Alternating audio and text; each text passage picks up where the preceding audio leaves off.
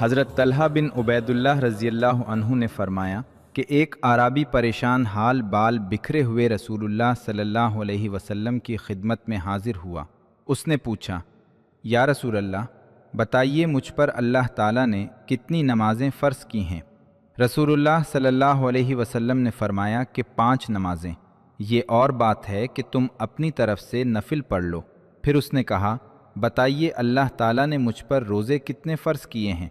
نبی کریم صلی اللہ علیہ وسلم نے فرمایا کہ رمضان کے مہینے کے روزے، یہ اور بات ہے کہ تم خود اپنے طور پر کچھ نفلی روزے اور بھی رکھ لو۔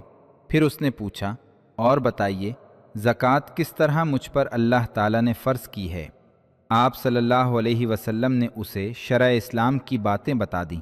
جب اس اعرابی نے کہا، اس ذات کی قسم جس نے آپ صلی اللہ علیہ وسلم کو عزت دی، نہ میں اس میں سے جو اللہ تعالیٰ نے مجھ پر فرض کر دیا ہے کچھ بڑھاؤں گا اور نہ گھٹاؤں گا، اس پر رسول اللہ صلی اللہ علیہ وسلم نے فرمایا، اگر اس نے سچ کہا ہے تو یہ مراد کو پہنچا۔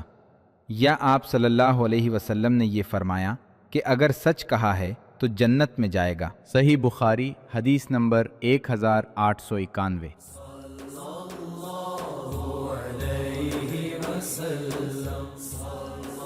Thanks for watching. Don't forget to like, comment, share and subscribe to